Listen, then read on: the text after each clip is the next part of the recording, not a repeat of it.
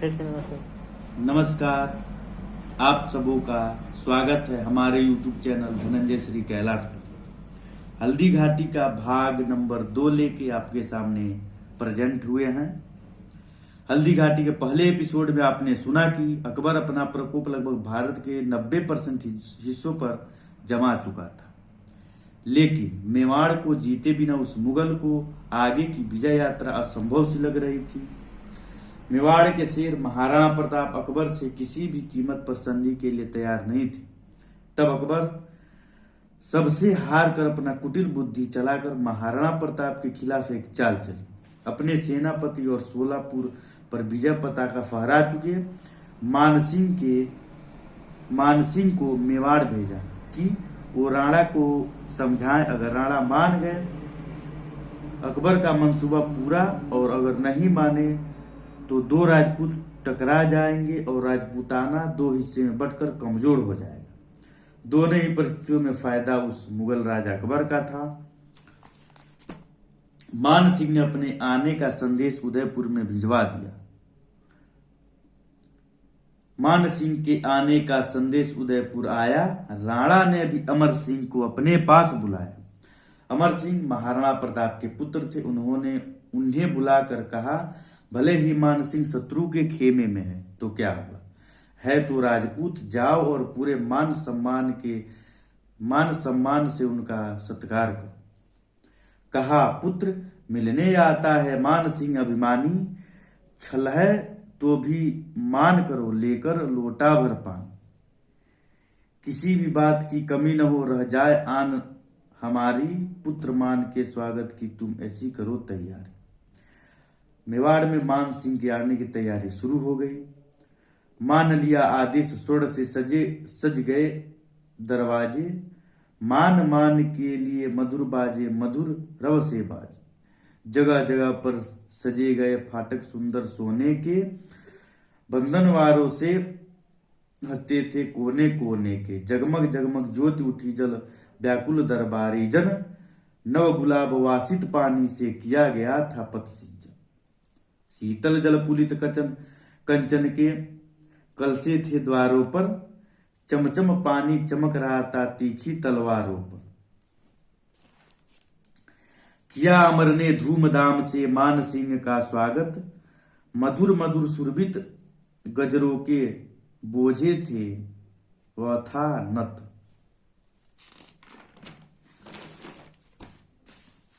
कहा, देखकर अमर सिंह का विकल प्रेम अपने मन में, होगा यह सम्मान मुझे विश्वास न था सपने में। सत सत तुमको धन्यवाद है, सुखी रहो जीवन भर, झरे शीस पर सुमन सुयस के अंबर तल से झरझर। धन्यवाद स्वीकार किया वह, कर जोड़ पुनः वह बोला, भावी भीषण रण का दरवाजा धीरे से वह खोला। समय हो गया, भूख लगी है, चलकर भोजन कर ले, थके हुए हैं ये मृदु पद, जल से इनको तर कर ले। सुनकर विनय उठा केवल रखपट रेशम का तन पर, धोकर पद भोजन करने को बैठ गया आसन पर। महाराणा प्रताप ने मान सिंह स्वागत में ऐसा भोजन तैयार कराए थे कि इंद्रपुरी के देवता भी भोजन के थाल को देखकर चकित हो रहे थे। देखे मधु पदार्थ पन्ने की मृदु प्याली में, चावल के समान मनोहर सोने की थाली में। घी से सनी सजी रोटी थी रत्नों के बर्तन में, साग खीर नमकीन मधुर चटनी चमचम कंचन में। मोती झालर से रक्षित रसदार लाल थाली में, एक ओर मीठे फल थे मणि तारों की डाली में। तरह तरह के खाद्य कलित चांदी के नए कटोरे, भर खराए घी से देखे नीलम के नवखोरे। पर नवाराणा था बस ताड़ गया वह मानी, रह गया जब उसे न तब वह बोल उठा अभिमानी।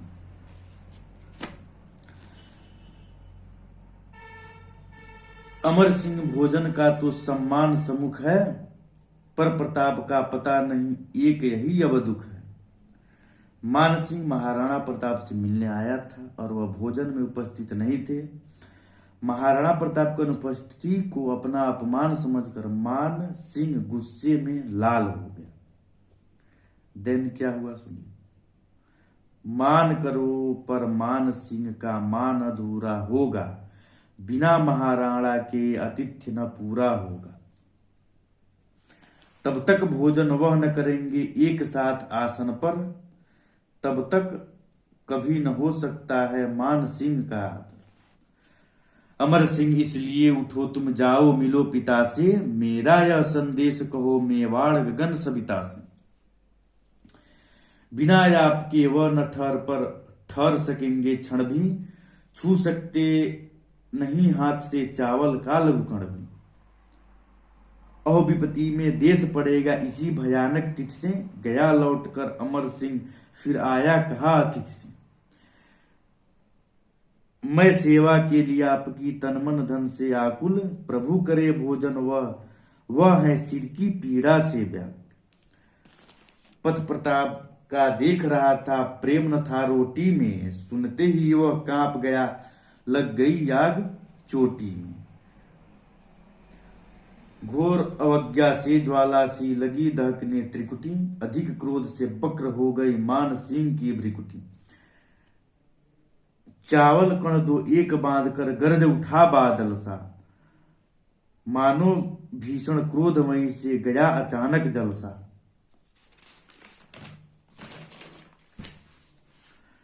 कुशल नहीं राणा प्रताप का मस्तक की पीड़ा से, थर उठेगा अब भूतल रणचंडी की क्रीड़ा से। बिना हेतु के होगा ही वह जो कुछ बदा रहेगा, किंतु महाराणा प्रताप रोता सदा रहेगा। मान सिंह का सभ्य व्यवहार से महाराणा प्रताप वहां आ जाते हैं। उनके चेहरे का तेज और चमक देखकर मान सिंह चौंधिया गया। इतने में एक सैनिक आता है और वो कहता है कि हम युद्ध के लिए तैयार हैं, युद्ध के लिए अपने व्यभिचारी अकबर को भी बता देना। मान सिंह को सैनिक का व्यवहार अपमान लगा तथा अपमान का बदला लेने के लिए वह वापस अकबर के पास गया और अकबर से पूरी आपबीती बताई जो महाराणा प्रताप के दरबार में हुई थी। महाराणा प्रताप मान सिंह के जाने के बाद उसके बैठे स्थान की मिट्टी कटवा कर फेंकवा दी तथा फिर से दोबारा घर का गंगा जल से शुद्धिकरण किए। दूसरा एपिसोड यहीं खत्म होता है। अब तीसरे एपिसोड में आगे आप लोगों से मिलेंगे।